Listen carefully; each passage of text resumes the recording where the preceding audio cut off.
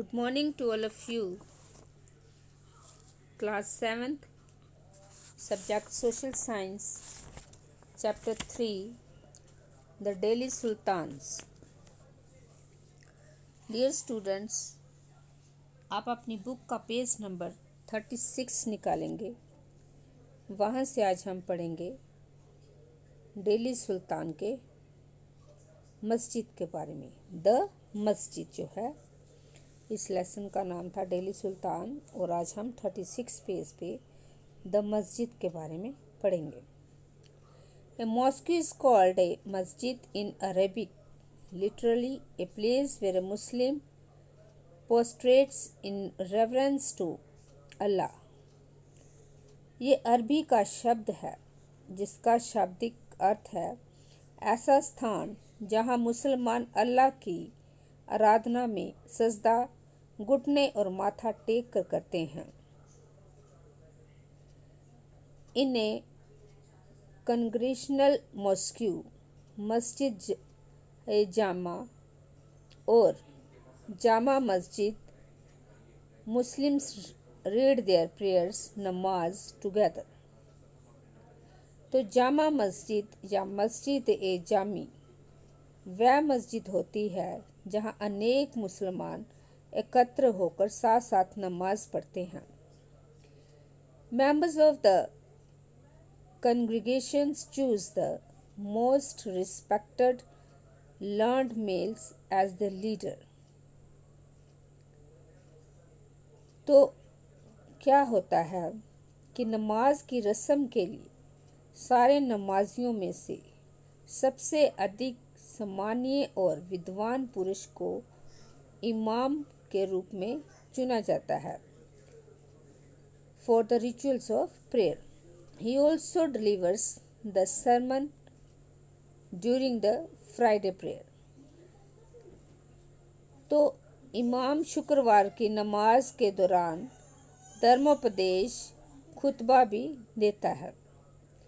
During prayers, Muslims stand facing Mecca. In India, this is to the west. This is called the किबला। तो नमाज के दौरान मुसलमान मक्का की तरफ मुंह करके खड़े होते हैं। भारत में मक्का पश्चिम की ओर पड़ता है। मक्का की ओर की दिशा को किबला कहा जाता है। अब उसके बाद पेज नंबर 37 पे जाएंगे आप।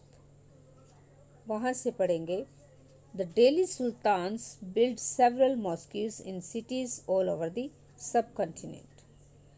These demonstrated their claims to be protectors of Islam and Muslims. Mosques also helped to create the sense of a community of believers who shared a belief system and a code of conduct. It was necessary to reinforce this idea of a community because Muslims came from a variety of backgrounds. तो जैसा कि आपको बताया है कि दिल्ली के सुल्तानों ने सारे उपमहाद्वीपों के अनेक शहरों में मस्जिदें बनवाई। इससे उनके मुसलमान और इस्लाम के रक्षक होने के दावे का बल मिलता था। समान आचार संहिता और आस्था का पालन करने वाले श्रद्धालुओं के परस्पर एक समुदाय से जुड़े होने का बोध उत्पन्न करने में भी मस्जिदें सहायक थी। एक समुदाय का अंग होने के बोध को प्रबल करना जरूरी था क्योंकि मुसलमान अनेक भिन्न भिन्न प्रकार की पृष्ठभूमियों में आते थे। अब इसके बाद आप पढ़ेंगे आगे a close look administration and consolidation under the Khaljis and Tughlaqs. तो खजली और तुगलक वंश के अंतर्गत प्रशासन और समेकन नज़दीकी से एक नज़र। The consolidation of a kingdom as vast as the Delhi Sultanate needed reliable governors and administrators. Rather than appointing aristocrats and landed chieftains as governors, the earlier Delhi Sultan, especially Iltutmish, favored their special slaves purchased for military service, called Bandhagan in Persian. They were carefully trained to man some of the most important political offices in the kingdom, since they were totally dependent upon their master. The Sultan could trust and rely upon them.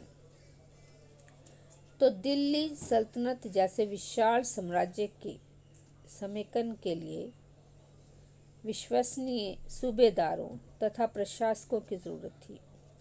Delhi के आरंभिक सुल्तान, विशेषकर इल्तुतमिश, सामंतों और जमींदारों के स्थान पर अपने विशेष गुलामों को सूबेदार नियुक्त करना अधिक पसंद करते थे।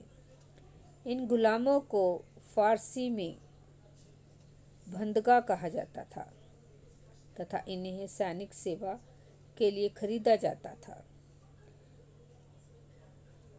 उन्हें राज्य के कुछ बहुत ही महत्वपूर्ण राजनीतिक पदों पर काम करने के लिए बड़ी सावधानी से प्रशिक्षित किया जाता था।